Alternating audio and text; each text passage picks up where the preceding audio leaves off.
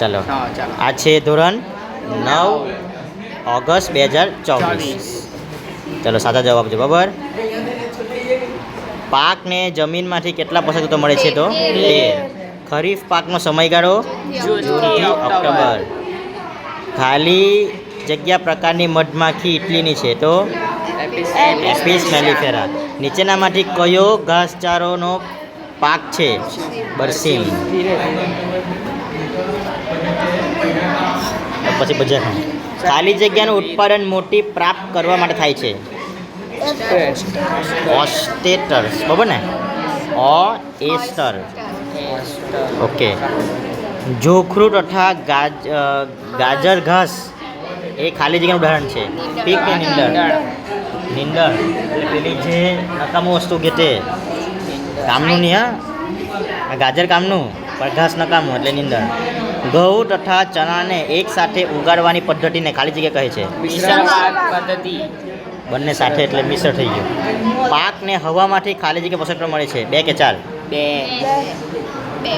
2 મળે બરાબર ને? 2 મળે. 4 પર ટીક કર્યું.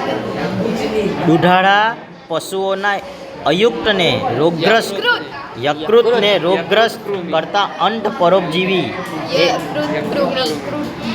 આને હા ચાલો. ખાલી જગ્યા માછલી તળાવના તળિયેથી ખોરાક મેળવે છે? મિર્ગીલ, રોહુ કે કટલા? કેટલા? નહીં મિર્ગી રોહુ. હે? મિર્ગી રોહુ. મિર્ગી રોહુ આવશે. 3 માંથી 1.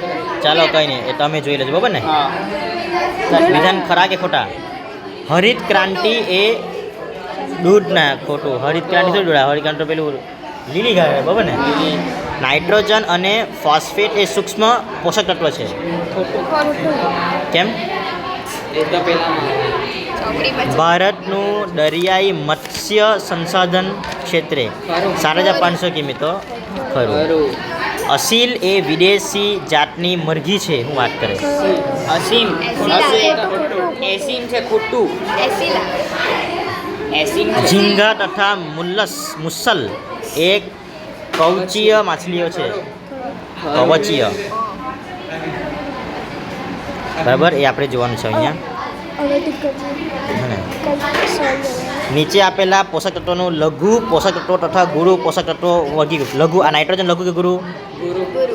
ગુરુ બરાબર ને? નાઇટ્રોજન ગુરુ. કેલ્શિયમ લઘુ કે?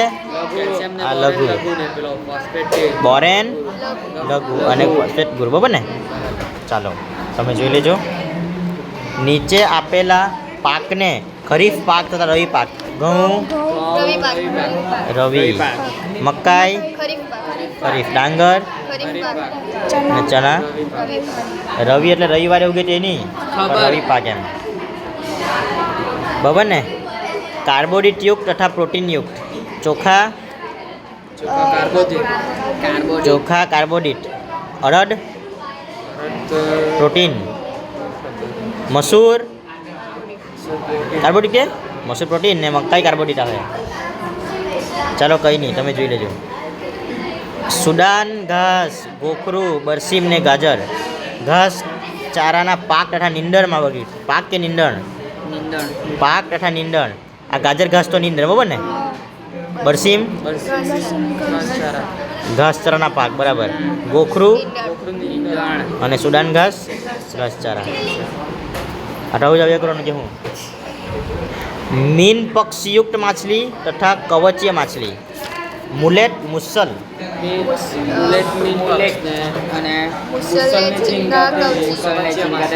મુસલ અને ઝીંગા કવચ એટલે કવચ આવે એટલે હા ને?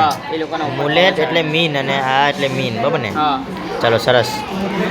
કોમન ક્રોપ આ તો તમે જોઈ લેજો બરાબર ને? વર્ગીકૃત કરવાનું છે. કોમન ક્રોપ મિગ્રલ, રહુ ને કટલા. પાણીના સપાટી પરથી કે પાણીના તળિયે પરથી કે પાણીના મધ્યમાંથી? તો કોમન ક્રોપ કાંથી? કોમન કાર આ બધું જોવા પડે તમને. કાટલા તે મધ્યસ્થ. કાટલા તે મધ્યસ્થ. રોહુ તે પેલો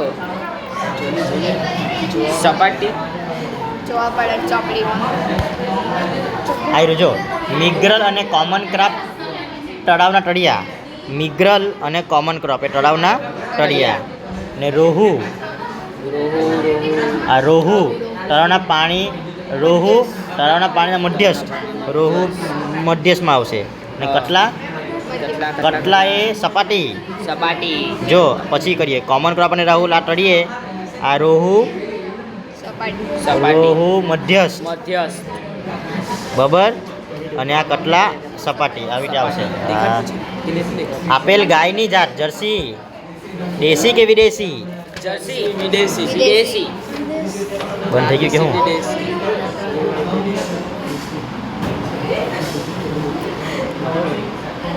થઈ ગયું.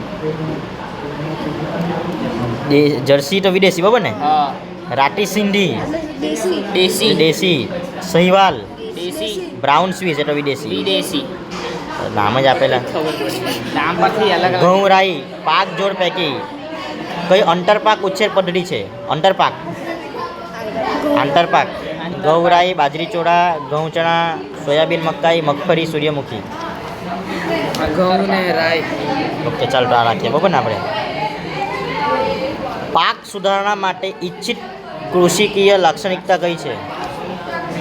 નાના પાક તે અન્ન માટે ને ઊંચા પાક તે ઘાસચારા. ઓકે ચાલો. ખેતી લાયક જમીન માટે થતી સિંચાઈના પ્રકાર. ખેતી લાયક જમીન કઈ છે?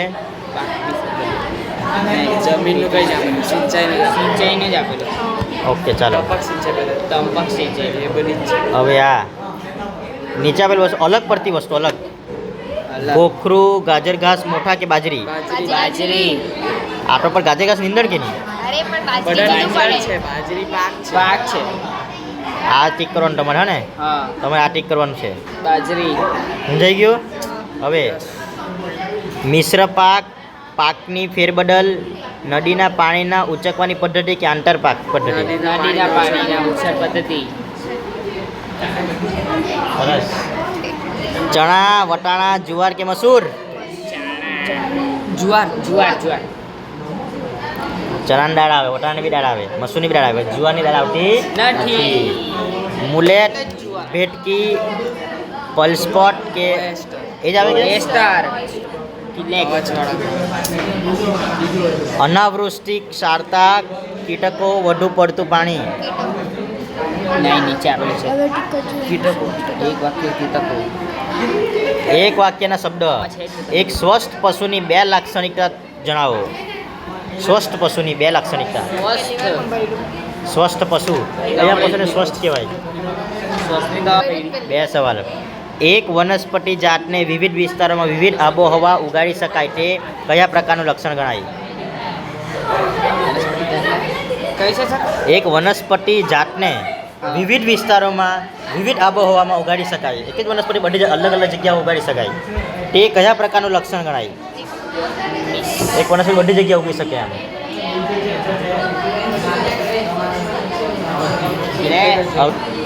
કે કૃષિ પાકને કઈ બાબત કાપણીની ક્રિયાને સરળ અને કાપણી દરમિયાન ઓછું નુકસાન? કાપણીની ક્રિયાને સરળ શું બનાવે?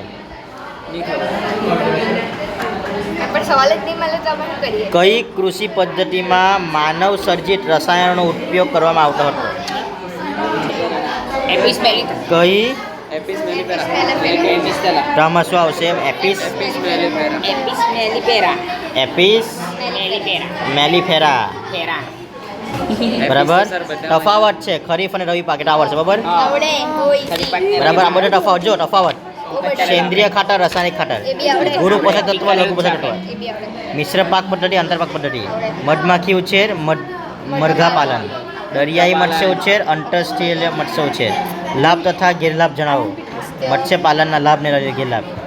બોઇલર અને લેયર મરઘીમાં તફાવત જણાવો. કમ્પોસ્ટ અને વર્મી કમ્પોસ્ટના ભેદ સ્પષ્ટ કરો. બરાબર. કમ્પોસ્ટ અને વર્ગી હવે 3 ગુણ. કમ્પોસ્ટ અને વર્ગી કમ્પોસ્ટ.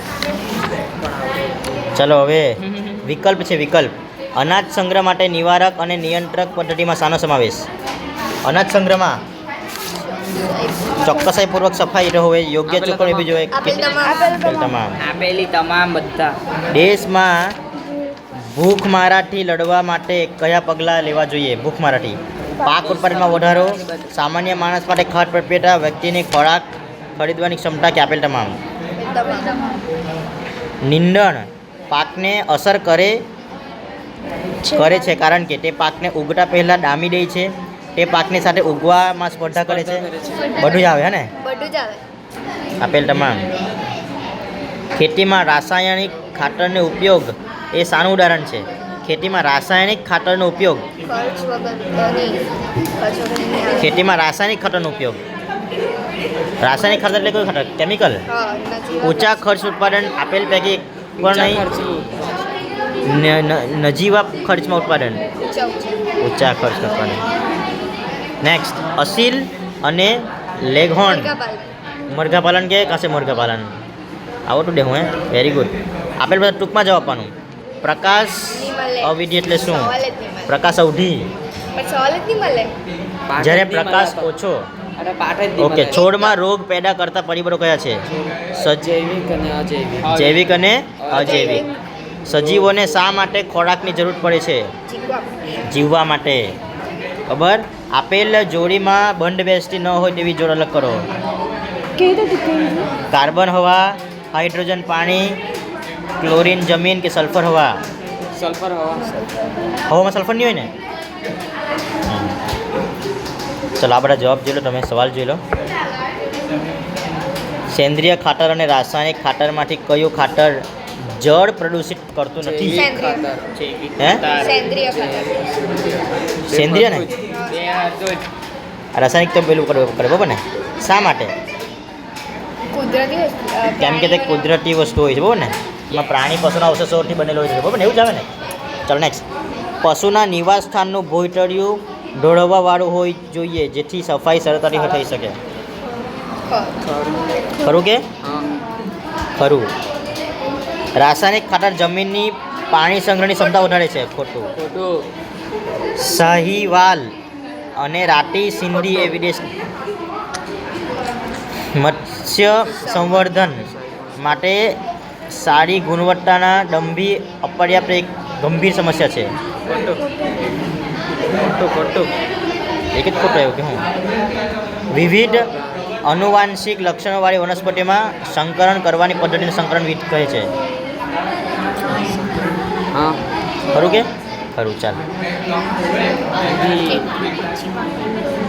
કીટક અને